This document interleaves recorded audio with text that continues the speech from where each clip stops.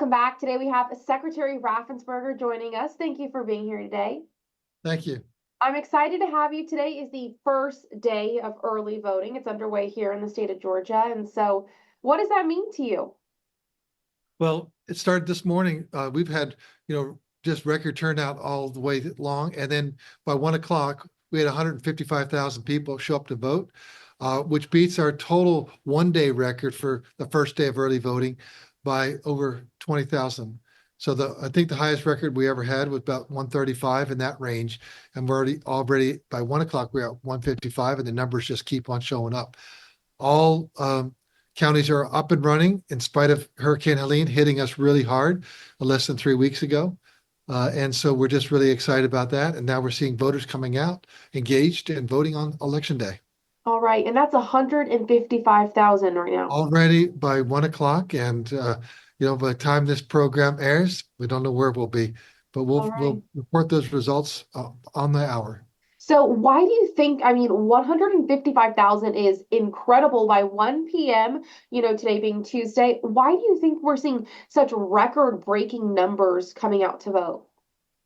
I think people are engaged in this process. There's just both candidates are out there telling people that they need to vote, and they're saying, here's your three options. But then they're also saying, if you're going to vote early, then you don't have to be worried about these storms. I think everyone's seen what's happened in the Southeast. Florida got hit with 2 hurricanes.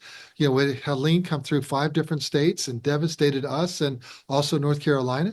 What happens if something else happens? So it just, it's a way of banking your vote. Get it out there, go ahead and vote. So we're encouraging people to do that.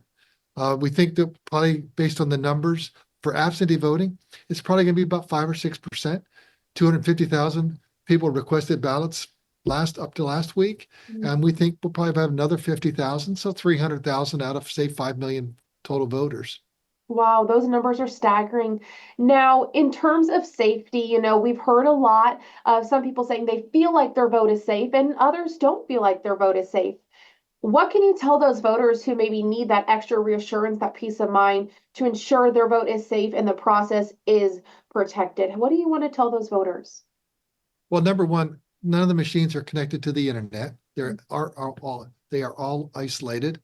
Number two, we have photo ID for all forms of voting. So no matter how you vote in Georgia, you vote absentee, we're using driver's license number with photo ID. So photo ID for all forms of voting. I also did a citizenship verification check over almost 2 years ago now. It's about 22 months ago to verify only American citizens were on the voter list. That's good. We have the cleanest voter list in the entire country because we are members of a 25 state, cross-state verification process where we exchange our voter files with them. And so we can verify we don't have double voters in Georgia. You're not on 2 different states at the same time. And then we also do bilaterals with 4 states. And then we partner with Department of Driver Services. They find out if anyone has gotten a driver's license in another state, and then they tell us, and then we can contact that voter.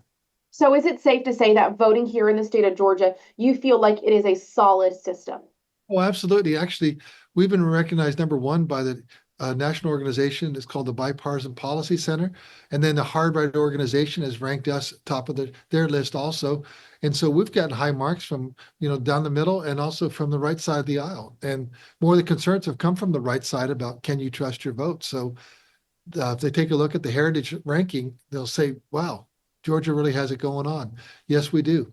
All right. And what do you want to tell voters if they're on the fence of getting out to vote? What do you want to leave them with? I would encourage everyone to vote during the early voting cycle, because then you're not just waiting on that one day. What if there was bad weather? What if you come down with a cold? You can't get there. So I would always encourage people to vote. You get lots of opportunities. 16 days of early voting. And so you have your choice. You can vote, come out and look at it in the morning. If there happens to be a line, just because everyone's there at 10 a.m., just come around at 2, come back around the next day. And there'll be plenty of opportunities. Then obviously get out to vote on election day if you don't make it for any of the earlier options.